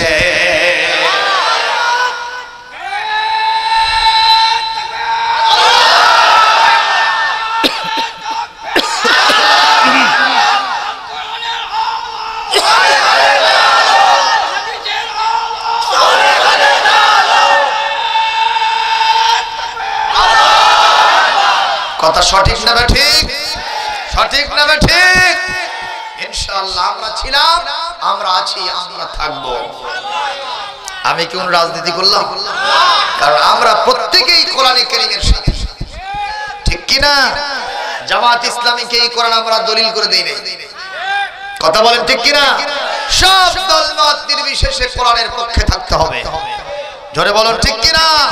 যারা এই কোরআনের বিপক্ষে কথা বলবে প্রত্যেকটি মুসলমান ঈমানি জজবা নিয়ে তাদের বিরুদ্ধে চলবে ইনশাআল্লাহ। বলেন আমিন। আমার রাসূলকে কোরআনের আন্দোলন করার জন্য হত্যার সিদ্ধান্ত হয়েছে কিনা আমি নিজে দেখে আসলাম। বিশ্ব নবীর তায়েফের জমিনে চামড়া উঠাইলো, সেই রক্ত এখনো পাথরের ভিতরে আছে, আমার মোবাইল ফোনে ধারণকৃত আছে। সম্মানিত ভাইরা, শুধু তাই নয়, নবীজির দাঁত গেছে কিনা। একটা জিন্দা মানুষের যদি পাথর মেরে কেউ দাঁত ফেলে দেয় কষ্ট হবে না?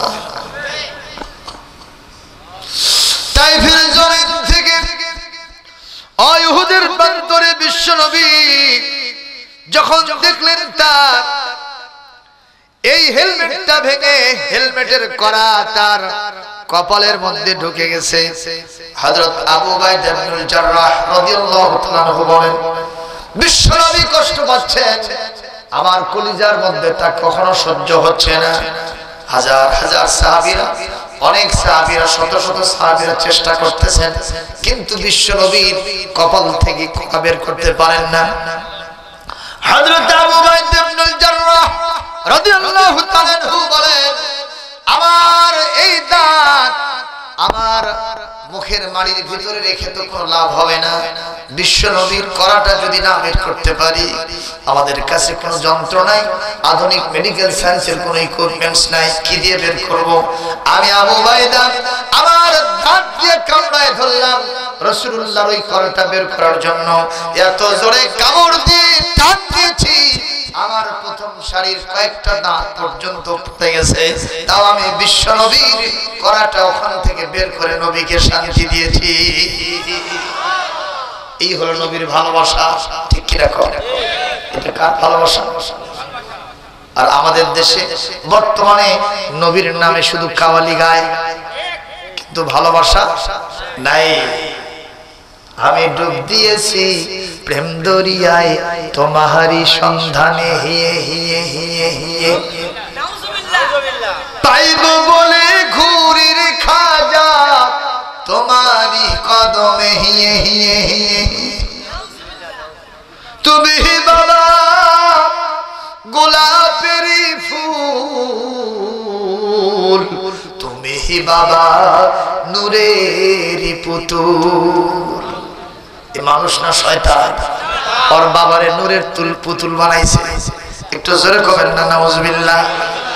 আর শুধু নবীর নামে কাওয়ালি গায়, ওখানে শুধু জিকির চলতে থাকে, ইয়া নবী সালাম আলাইকা, ইয়া নবী গরম গরম 10 খান জিলাপি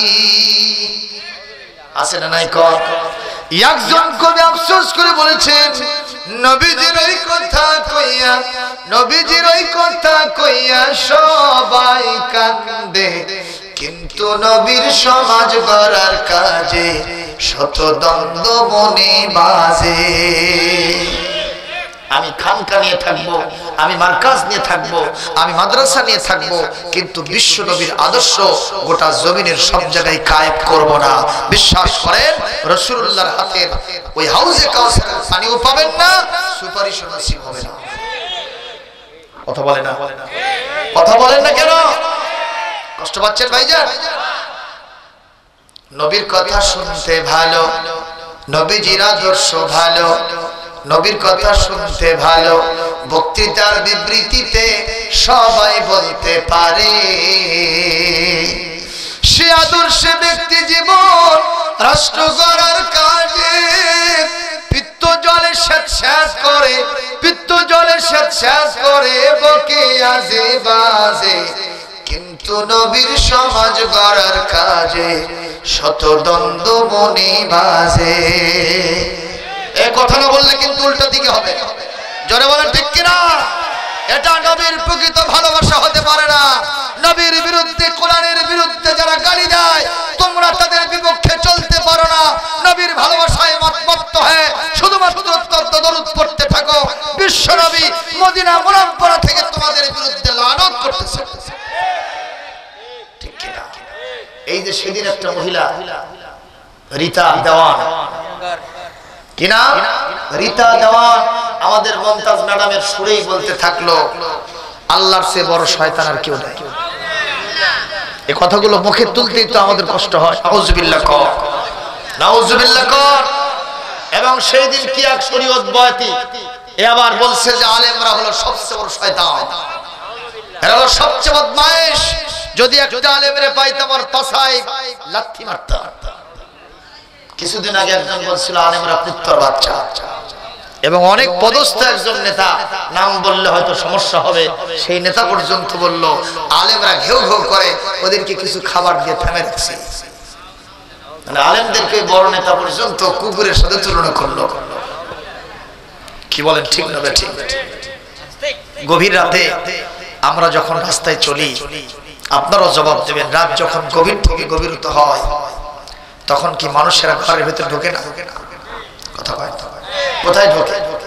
যারা প্রকৃত মানুষ তারা ঘরের ভিতরে ঢুকে যায় আরাম ফরমানের জন্য। আল্লাহ নিজে বলছেন জাআলনা নাওমাকুম সুবাতা ওয়া জাআলনা লাইলা লিবাসা। রাত দিলাম ঘুমের কারণে, আর ঘুম তোমাদের শরীরের সমস্ত রোগকে প্রতিষেধক হিসেবে কাজ করে তোমাকে সুস্থ করে তুলবে। কার কথা? কার কথা? এই জন্য যারা ভালো মানুষ রাতের বেলায় তারা কোথায় থাকে? ঘরে থাকে। বলেন তো রাতের বেলায় সবচেয়ে বেশি বের হয় কারা?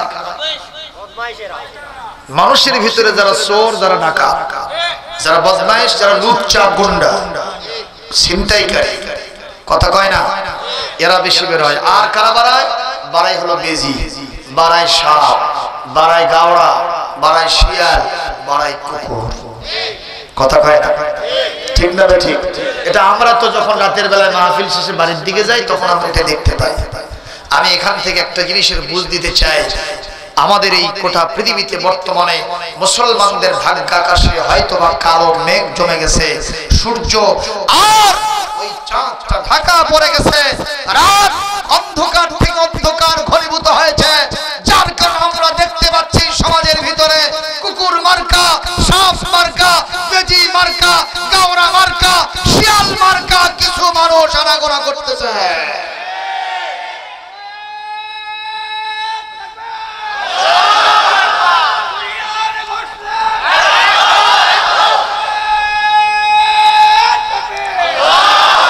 এই অন্ধকারকে ঘুষায় দিতে হবে এমন একটি আলোর মাধ্যমে, যার নাম কি? জোরে বলে আলোর নাম কি? এইটা ছাড়া কখনো অন্ধকার দূরীভূত। কবি বলছে ও মুসলমান দাঁড়াও তুমি, সাথে নিয়ে যাও কোরআন খানি। আরে যুবকরা বলো না, কি বলবার? ও মুসলমান দাঁড়াও তুমি, সাথে নিয়ে যাও কোরআন খানি। ঘোর আধারের বিপদ ছাড়িতে পথ চলিতে কি পারবে তুমি, সাথে নিয়ে যাও কোরআন খানি। পৃথিবীটা আজ শুধু হাহাকার, আলো নেই কোথাও, আজ শুধুই আধার। কোরআনই দিতে পারে আলোর দিশা, কোরআনই দিতে পারে আলোর দিশা। থাকুক সেথায় যত অন্ধকারী, সাথে নিয়ে যাও কোরআন খানি। বলেন ও মুসলমান দাঁড়াও তুমি, সাথে নিয়ে যাও কোরআন খানি। একটু মারহাবা দেন, আরো আস্তে দেন, আস্তে আস্তে বলে জোরে হয়, জোরে করলে আস্তে হয়। এরা আবার কি কয়? এর নাম হলো উল্টা পাল্টা। কি উল্টা পাল্টা কারবার এই দেশে আছে না নাই? জোরে কোন আছে না নাই? তবে শুভ সংবাদ, আমরা আগে দেখতাম যুব সম্প্রদায় তারা বেশি বেশি নাটকের মঞ্চে যেত, যাত্রার প্যান্ডেলে যেত, তারা সবচেয়ে বেশি কনসার্টে যেত। কিন্তু আজকে কোরআনের এক ঝাঁক মুফাসসির তরুণ কোরআন থেকে যখন আলোচনা করতেছে ইউটিউব খুঁজতে আর ওই সমস্ত নারীদের পচা পচা অভিনয় দেখতে পাওয়া যায় না। এখন ইউটিউবে সার্চ দিলে প্রমাণ্য কোরআনের তাফসীর পাওয়া যায়। যেরকম ঠিক কিনা? এই লক্ষণ ভালো না খারাপ? এই কারণেই তো ওই শয়তানদের সবচেয়ে বেশি জ্বালা হয়েছে। ওরা কয় এখন তো আমাদের খাওয়া বন্ধ হয়ে যাচ্ছে। এটা আর কি খাওয়া বন্ধ হয়েছে?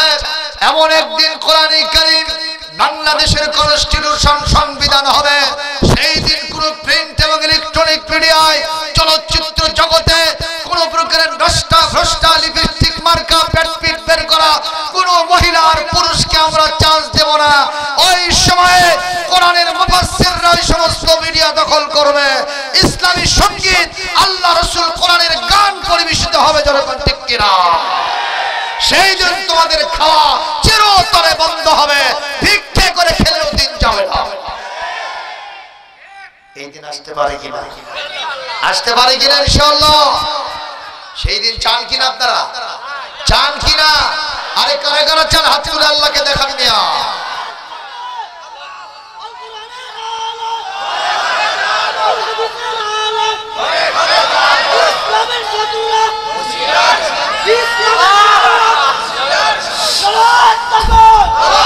আলহামদুলিল্লাহ। হাত নামান ভাইরা। আমরা কি সেদিন চাই না? ওই দিন আসলে আমরা যার যার অধিকার ফিরে পেয়ে যাব। সুবহানাল্লাহ, সুবহানাল্লাহ। কোন সন্দেহ, সংশয়, ডাউট, ভয় ইনশাআল্লাহ। প্রিয় ভাইরা, এই কোরআনের আন্দোলন করতে গিয়া বিশ্ব নবীকে হত্যার পরিকল্পনা করা হয়েছিল।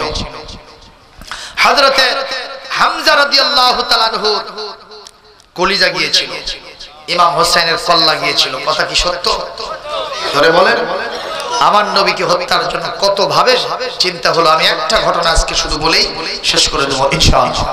সেটা হলো এই, নবী করিম সাল্লাল্লাহু আলাইহি ওয়াসাল্লাম যেদিন বদরের যুদ্ধ করলেন, বদরের যুদ্ধে মুসলমানদের সৈন্য সংখ্যা বেশি ছিল না কম ছিল?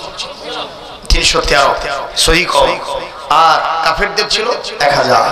মুসলমানদের কম, ওদের বেশি। বিজয় লাভ করলো কারা? জোরে বলেন। কারণ আমার আল্লাহর ওয়াদা। কোরআন কারীমের 8 নম্বর সূরা 9-10 নম্বর পারা সূরাতুল আনফালের 65 নম্বর আয়াত আল্লাহ কি বলেন শুনেন। ইয়াকুম মিনকুম 20 সাবিরুন ইয়াগলিবু মিআতাইন। আল্লাহ পাক বলছেন, তোমরা যদি বীরজন ধৈর্যশীল মুসলমান ইমানের বলে বলিয়ান হয়ে রাজপথে ময়দানে থাকতে পারো, আমি আল্লাহ পাক তোমাদের বীরজনের মাধ্যমে কাফেরদের শত শতকে কচু কাটা করে দিব। বেশি লাগবে না? কয়জন? আরো জোরে, আরো বড়, আরো জোরে। বীরজন মুসলমানদের কখনো কোয়ান্টিটি পরিমাণ বেশি হোক এটা আল্লাহ চান না। মুসলমানদের পরিমাণ কম হোক কিন্তু কোয়ালিটি, গুণটা ভালো হোক, বৈশিষ্ট্য ভালো হোক। কিন্তু আজ গোটা পৃথিবীতে 175 কোটি মুসলমান, কিন্তু মুসলমানদের কোনো গুণাবলী নাই, বৈশিষ্ট্য নাই। পৃথিবীতে সবচেয়ে বেশি চুরি ডাকাতি যারা করে তারা কারা? একজন আরেকজনকে হত্যা করে তারা কারা? ওই 3 বছরের শিশু থেকে 80 বছরের বৃদ্ধা নারী পর্যন্ত ধর্ষিত হয় কাদের দ্বারা? কথা কয় না? সন্ত্রাস করে কারা? দুর্নীতি করে কারা? মুসলমানরা এগুলো করে। যার কারণে মুসলমানদের কোয়ান্টিটি অনেক, সংখ্যা অনেক, তাদের কোয়ালিটি নাই। যার কারণে পৃথিবীতে সব জায়গায় মুসলমান আজকে বিপদে আছে না নাই?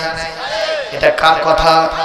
আল্লাহ বলেন ফাতুমিনুনা বিবাদিল কিতাব ওয়া তাকফুরুনা বিবাদ ফামা জাযাউ মান ইয়াফআলু যালিকা মিনকুম ইল্লা খিzyun ফিল হায়াতিদ দুনিয়া ওয়া ইয়াওমাল কিয়ামাতি ইউরাদ্দুনা ইলা আশাদ্দিল আযাব।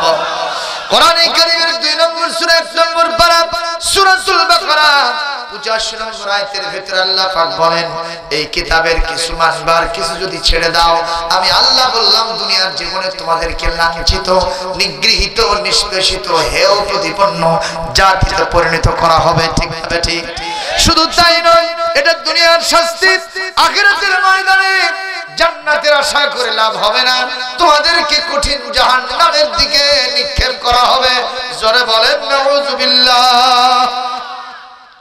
এই কারণে বদরের যুদ্ধে মুসলমানদের সৈন্য সংখ্যা কম আর ওদের কিন্তু 313 যে গুণাবলী ছিল তাদের যে ঈমানি বল ছিল সেটা আজকে 175 কোটি মুসলমানের ভিতরে আল্লাহু আকবার কোন এই কারণে আল্লাহ পাক বলেন وَيُمْدِدُكُمْ بِخَمْسَةِ آلَافٍ مِنَ الْمَلَائِكَةِ مُصَوِّمِينَ আল্লাহ পাক বলে বদরের যুদ্ধে মুসলমানদেরকে এক নয় দুই নয় তোমরা তো জানো সৈন্য সংখ্যা 313 আমি আল্লাহ পাক এক জায়গায় আছে 3000 আর এক জায়গাতে আল্লাহ পাক বলেছেন আমি 5000 সুসজ্জিত ফেরেশতাদেরকে দিয়া আমি মুসলমানদের সাহায্য করেছি এইজন্য পরবর্তী দিনে কাফেররা বলেছে কে রে দেখলাম হলো শুনলাম হলো 313 কিন্তু আমরা সবুজ পাগড়ি পরা অসংখ্য লোকদেরকে দেখতে পেয়েছি জীবনে যাদেরকে কখনো নজরে পড়ে না তোমরা তো কম মাত্র 313 আমরা দেখেছি হাজার হাজার সুবহানাল্লাহ নিকাল বলে গেলে আর জোরে বলেন আল্লাহু আকবার বলে সম্মানিত ভাইরা কষ্ট পাচ্ছেন এখন বদরের যুদ্ধ পার হয়ে গেছে 7 দিন কয়দিন মুসলমানদের মাত্র 14 জন মুসলিম শাহাদাত করলেন আলহামদুলিল্লাহ আর কাফেরদের 70 জন জাহান্নামে গেছে তার মধ্যে বড় হুজুর আছে নাম কি তার আবু জাহেল ও আছে না গেছে শুধু না ও গেছে বদরের যুদ্ধই শেষ এবং তাদের সকলকে বাইরে রাখা হয় নাই বিশ্বনবী বলেছেন মনে মনে সাহাবীদেরকে বলেছেন যে যখন এরা আমাকে জ্বালাইছে আমি সহ্য করেছি কিন্তু এখন আর সহ্য করার কোনো কায়দা নাই এখন আর মানব না এখন সহ্য করব না চূড়ান্ত সিদ্ধান্ত আল্লাহর পক্ষ থেকে এসেছে এদের এই 70 জনের লাশ কালিবে বদর বদরের এই কূপের ভিতরে জোবসারের ভিতরে ঢুকায়া দিয়া হুরুম গেজে জলমের মতো সাইজ করে দাও সুবহানাল্লাহ বলবেন না আল্লাহু আকবার দিবেন না এখন এই 70 জনের লাশও কিন্তু ওরা খুঁজে পায় না এখন 7 দিন চলে গেছে বদরের যুদ্ধ একজন কাফেরদের গুপ্তচর বাহিনীর সদস্য ছিল নাম হলো উমাইর ইবনে ওয়াহাব ছেলে ওয়াহাবকে মুসলমানদের হাতে বন্দী রেখে গেছে বাড়িতে গিয়ে বাপ কি শান্তি পাচ্ছে কতক্ষণ শান্তি পায় না মক্কায় চলে গেছে যাওয়ার পরে পরের দিন সকালবেলা কথা কি শুনতেছেন আপনারা একটু মনোযোগ দিয়ে শুনবেন তাছাড়া বুঝতে পারবেন না পরের দিন সকালবেলা সে মনের দুঃখ এবং ক্ষোভে কাবায় গেছে তওয়াফ করতে কাবা তওয়াফ উদ্দেশ্য নয় কাবার ভিতরে রক্ষিত যে মূর্তিগুলো আছে না আসনাম প্রতিমা এই প্রতিমা থেকে কিছু এই খোদাগুলো থেকে কিছু বরকত পাবে আসলে কি এগুলোতে বরকত আছে আছে আছে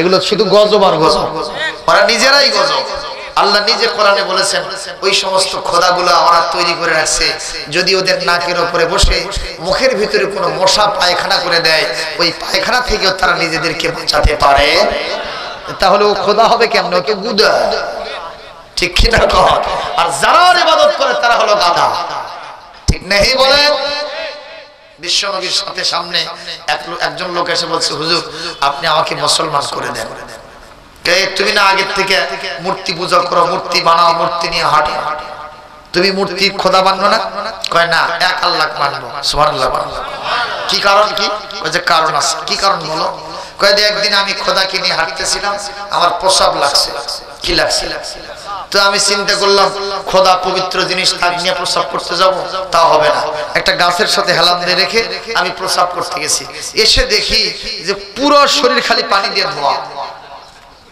আমি চিন্তা করলাম আসমান থেকে পবিত্র পানি নাজিল হয়ে ধুয়ে দিল নাকি কেউ আমি তখন আস্তে করে নাকের কাছে দিলাম, দেখি যে ক্যাঙ্কা ক্যাঙ্কা যেন গন্ধ। আমি জিবা দিয়ে চাটলাম, কি দিয়ে, তো দেখি যে খালি ননটা ননটা লাগে। আমি চিন্তা করলাম এরকম এরকম কেন, দেখি তো আশেপাশে কিছু আছে নাকি, তাকায় দেখি মিস্টার ডিওজি সাহেব। কি ভাই? এই মিস্টার ডিওজি সাহেব ওর নিজ দিয়ে টুপ টুপ করে পড়তেছে। আমি চিন্তা করলাম ওই মেশকাম্বরের পানি এর শরীর ধুয়ে দিছে। আমি চিন্তা করলাম যেই খোদা নিজেকে কুকুরের প্রসাব থেকে বাঁচাতে পারে না, সে আমার ভাগ্যের উন্নতি কেমনে করবে? আমি সেই খোদাকে দু পায়ে লাথি মেরে গুড়মুড়া করে ভেঙে চুরে খান খান করে দিয়া শপথ দিয়েছি এক আল্লাহ ছাড়া কারো দাসত্ব করব না।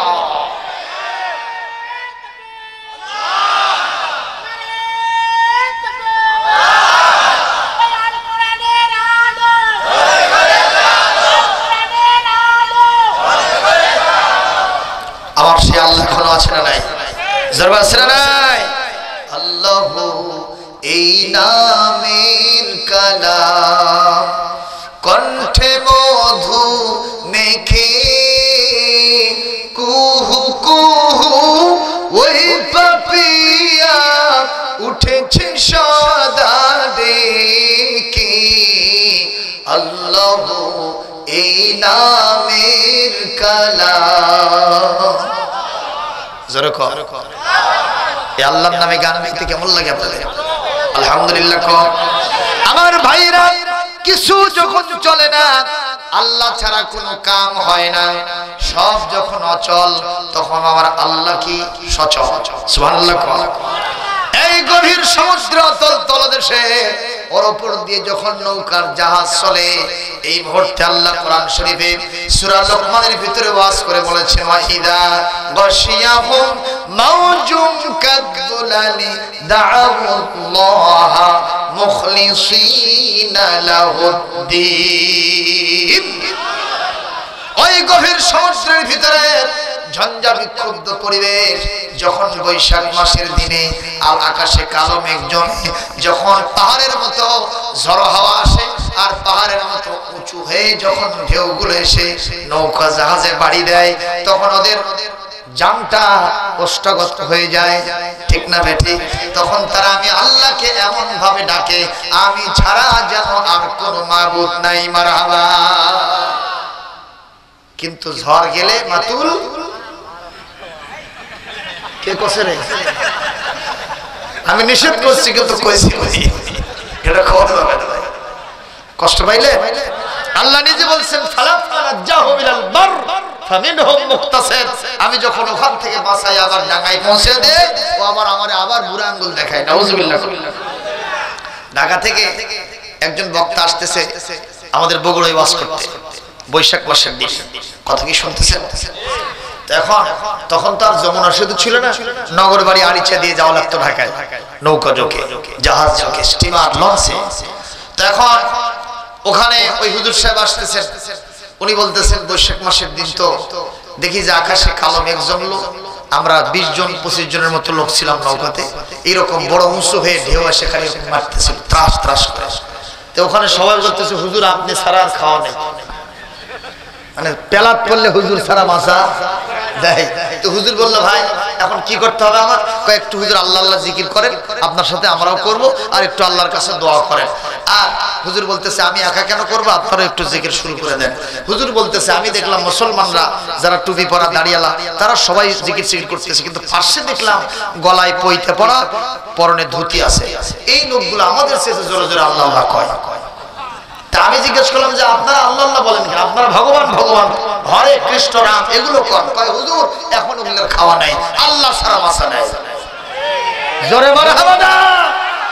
আমার আল্লাহ নিজে বলেছেন, দাউল্লাহ মুখলিসিনা লাহুদ্দিন, যখন ঠেলাই পড়ে আমি আল্লাহ ছাড়া কোনো উপায় থাকে না।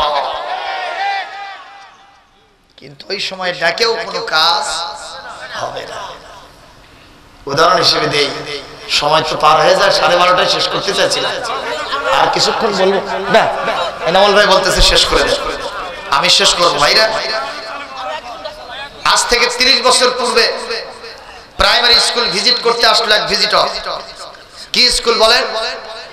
তার আগে ইনফরমেশন দিয়েছে হেডমাস্টারকে, আপনি স্কুলের পরিবেশটা ঠিকঠাক রাখবেন। হেডমাস্টার বলতেছে আচ্ছা ঠিক আছে, সব ঠিক করব। সবাইকে ডেকে নিয়ে বলছে অমুক দিন ইন্সপেক্টর সাহেব আসবেন, আপনারা সব ঠিকঠাক পোশাক টোশাক পরে আসবেন। কি কথা বুঝতেছেন? পোশাক টোশাক পরে আসবেন। বিশেষ করে আপনারা তো লুঙ্গি আর পাঞ্জাবি পরে আসেন, এটা হবে না, লুঙ্গি ছাড়তে হবে, পায়জামা পরতে হবে। সবাই রাজি হয়েছে। এক শিক্ষক মাত্র 2 মাস চাকরি আছে, কয় বাবা আব্দুল্লাহ এই 2 মাসের জন্য আমাকে কাতরার মধ্যে ঢুকাস না বাবা। মানে পায়জামা তো ঢিকির কাতরার মতো লাগে না, উনি ঢুকবে না। কয় চাচা একদিনের জন্য হলো একটু পায়জামাটা পরবেন। কয় ছাড়বো না। যখন ওই দিনে সবাই পায়জামা পরে আসছে, কিন্তু বুড়া চাচা আর পায়জামা পরেনি, ওই লুঙ্গি পরে আসছে। চাচা লুঙ্গি পায়জামা কোথায়? কয় জায়গা মতো আছে, মাথা গরম করিস না। কোথায় আছে? কয় ব্যাগের মধ্যে। আরে পায়জামা পরনে থাকলে ব্যাগে রাখছেন কেন? কয় যে ভিজিটর আসবে না। দেখছেন? আরে চাচা আমার সাথে কথা হলো, উনি রওনা দিয়েছে, কয় যে আগে আসুক তো তারপরে পড়বো। ভিজিটর আসলো, চাচা ওই যে উনি আসছেন, তাড়াতাড়ি পায়জামা পরেন। কয়েবারে আগে ভিজিটটা শুরু হোক। তারপরে ভিজিট শুরু হয়ে গেছে, এই পায়জামা পরে নাই। সব স্কুলের শিক্ষকদেরকে বিভিন্ন ক্লাসে বসে দিয়েছে, ওই চাচাকেও একরঙে বসেছে। হেডমাস্টার দৌড়ে বলতেছেন ভিজিট শুরু হচ্ছে, তাড়াতাড়ি পড়েন। আমার ঘরের আগের ঘরে যখন আসবি তখন কোষ। এই চাচার লক্ষণ ভালো না খারাপ? যখন কি ইতিমধ্যে ভিজিটর তার রুমের আগের রুমে আসছে, বলছে চাচা এখন পায়জামা পরেননি। কয় কে? আপনার ঘরের আগের ঘরে আসছে, এখন আপনার ঘরে ঢুকবে। কয় তাই? বলে হ্যাঁ। ওই ব্যাগ থেকে পায়জামা নিয়ে তাড়াহুড়ো করে পড়তে নিয়ে এক ঠ্যাঙের মধ্যে 2 ঠ্যাং ঢুকছে। এখন এটা কায়দা না বেকায়দা? এজন্য এখন কি কায়দা? আমাদের দেশের কায়দা হলো 2 প্রকার, নুরানি আর বগদাদি। ওর যেটা হচ্ছে এটা বেকায়দা। যেরকম ঠিক কিনা? এখন এক ঠ্যাঙের মধ্যে 2 ঠ্যাং গেলে কি কায়দা চিন্তা করেন? খালি যুদ্ধ চলতেছে পাও বার করার জন্য, কিন্তু পাও বাড়ায় না। ইতিমধ্যেই ভিজিটর হাজির, জিজ্ঞেস করছে চাচা আপনি ওর মধ্যে গেছেন কেন? কয় বাবা হেডমাস্টার ঢুকেছে। আর ভিজিটর বলতেছে এই হেডমাস্টার সাহেব ওই চাচাটাকে আপনি এর মধ্যে ঢুকেছেন মানে? কয় আপনি তো কোছেন। একে অপরকে দোষ দিচ্ছে। এখন ভিজিটর বলতেছে চাচা আপনি আমাকে সম্মান দেওয়ার জন্য যা করেছেন আমার কলিজা ঠান্ডা হয়ে গেছে। আপনি বের হন, আপনার কোনো টেনশন নাই, 2 মাস চাকরি আছে, কোনো টেনশন নাই, আপনার সব পাস। কয় বাবা তুমি তো ছাড়লা, পায়জামা তো ছাড়ে না। কথা বলেন ঠিক না বেঠে? এখান থেকে হাসির খোরাক দেই না। যারা আল্লাহকে এখন গুরাঙ্গুল দেখাও, আল্লাহর বিরুদ্ধে, রাসূলের বিরুদ্ধে, কোরআনের সংবিধানের বিরুদ্ধে কথা বলো, মিডিয়ায় ঝড় করো, যখন ওই আজরাইল নামক মহা ভিজিটর আসবে, 1000 টানা হাসতা করলে কবরের এক ঠ্যাঙের মধ্যে 2 ঠ্যাং ঢুকবে, 1000 টানা হাসতা করলে সে ঠ্যাং আর বাড়াবে না। ঠিক কি না? এইজন্য সোজা হলে এখনই হবে, পায়জামা পরলে এখনই পড়তে হবে। জোরে বলেন ঠিক কি না? সম্মানিত ভাইরা, কথা তো বলতে চেয়েছিলাম বিশ্বনবীর জীবন থেকে ছোট্ট একটি ঘটনা। সময় তো হয় না, শেষ করে দিই, অন্য দিনে দেখা হবে ইনশাআল্লাহ। আজকে আর বলি না, বলবো। আর এত জজবা আপনাদের। আচ্ছা তুমি কে রে? তোমার বাড়ি এখানে? খুব অসুবিধা না, সবার পোকা। এখন এই মূর্তির বরকত নিচ্ছে। এদিক থেকে তাওয়াফ শুরু হয়েছে, হাদিসা এদিক থেকে শুরু হয় না, শুরু হয়ে এদিক থেকে যাচ্ছে, যে হাজরে আসওয়াদের পাশে আছে। দেখে সাফওয়ান ইবনে উমাইয়ার ছেলে সাফওয়ান বসে আছে, নেতা সৈয়দ কুরাইশ, কুরাইশদের লিডার। দেখা হয় বলতেছে ওমর ইবনে ওয়াহাব এম সাবাহানি ইয়া সৈয়দ কুরাইশ লিমা জালাস্তা হুনা হাসিনা। নেতাজি এখানে আপনি সকালে সুপ্রভাত জানাই আপনাকে, আপনি এখানে সকালবেলা চিন্তিত অবস্থায় বসে আছেন কেন? ওমর ইবনে ওয়াহাব জিজ্ঞাসা করতে বলতেছে তুমি কি জানো না 7 দিন আগে বদরের যুদ্ধ হয়ে গেল? সেই বদরের যুদ্ধতে আমাদের কত কত রাঘব বোয়াল, আমার বাপ উমাইয়া, তোমার চাচা আবু জেহেল, এগুলো সব ওখানে চলে গেল, বিদায় হয়ে গেল। আজকে তাদেরকে আমার হাতে তাদের লাশটা পর্যন্ত পাইলাম না। কালিবে বদরের ভিতরে তাদেরকে জন্মের মতো হুরুম গেজেছে মোহাম্মদ। এই বিজয়টা তারা কেমনে লাভ করলো আমি তো বড় আশ্চর্যান্বিত হয়ে গেছি। আমি এটা নিয়ে খুব চিন্তিত অবস্থায় আছি। যখন নাউজুবিল্লাহ। এক পর্যায়ে এই উমাইর ইবনে ওয়াহাব বলতেছে ভাই চিন্তা তো আমারও সেটাই। তোমার কি চিন্তা? আমার চিন্তা হলো আমি তো কোনো মতো বদরের যুদ্ধ থেকে নিজের জান নিয়ে পালাই আসছি, কিন্তু আমার কলিজার টুকরো সন্তান ভাবকে ওদের হাতে বন্দী করে আসছে। তুমি কি চাও? কয় আমার যদি ঋণের বোঝা না থাকতো, আমার সন্তান সন্ততি এক পাল যদি না থাকতো, বিবি বাল বাচ্চা না থাকতো, বাড়ি ঘরের চিন্তা না থাকতো, তাহলে একটা দৌড় দিয়ে যাইতাম, মোহাম্মদ মসজিদে নববীতে বসে আছে, এক কোপ দিয়ে ওর দেহ থেকে কল্লা বিচ্ছেদ করে দিতাম। তোমার টেনশন কি, সমস্যা কি?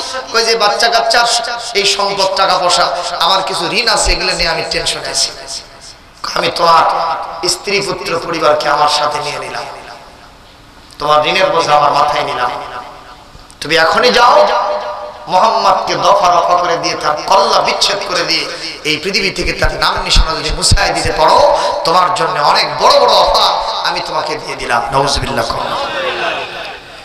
এই মুহূর্তে মায়ের নহাব বলছে, উক্তুম হাদিসানা ওয়ালা তাত্তালি আলাইহি আহাদা, আমরা দুইজনে যে কথাবার্তা বললাম এটা গোপন রাখবা, কারো কাছে বলবা না, আমি আর তুমি শুনলাম। এই কথা আরবিতে একটা বক্তব্য আছে, সিররু ইযা জাওয়াজাল ইসনাইন ফাকাদ শাআ, গোপন কথা দুইজনের বাইরে চলে গেলে এটা প্রকাশ হয়ে যায়, কাউকে হবে না। দুইজনে গোপন করে ও চলে গেল বাসায়। যাওয়ার পর তরবারিটা ধার দিল, সেখানে বিষ মিশ্রিত করলো। মারবে কাকে? কি কথা শুনতেছেন না? কাকে মারবে? আমার নবীকে হত্যা করবে। আমার ভাইরা,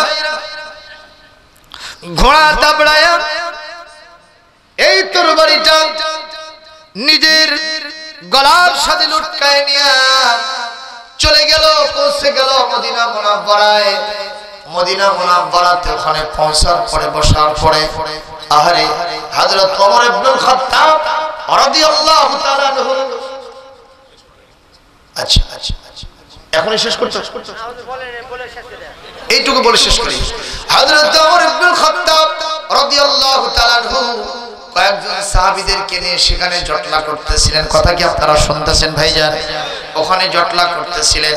ওই বদরের যুদ্ধে মুসলমানদের সৈন্য সংখ্যা কম হওয়া সত্ত্বেও আর ওদের সৈন্য সংখ্যা বেশি হওয়া সত্ত্বেও কেমনে বিজয় হলো, কেমনে তারা এখানে বিজয়ের মালা পড়তে পারলেন, এটা নিয়ে হযরত ওমরও চিন্তা করছিলেন, কথা বলতেছিলেন।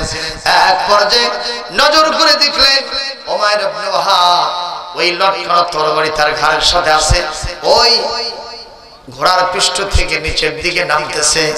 আর হযরতে ওমরের চক্ষু সঙ্গে সঙ্গে ওর দিকে চলে গেছে। হযরত ওমর বলতেছেন, ও সাহাবীরা তোমরা কি দেখেছো? বলে কি? ওই যে দেখা যায় একটা লোক ঘোড়ার পৃষ্ঠ থেকে নামতেছে, তোমরা কি তাকে চেনো? হয় না, চিনি না তো। বলে হাযাল কালবু আদুবুল্লাহ, এই কুত্তা হলো আল্লাহর শত্রু। বদরের যুদ্ধে মুসলমানদের বিপক্ষে আর কাফেরদের পক্ষে গুপ্তচরের দায়িত্ব পালন করেছিল। এই লোকটা ঘাড়ের সাথে নাঙ্গা তরবারি লটকাইতেছে, সম্ভবত কোন কূট কৌশল তার আছে।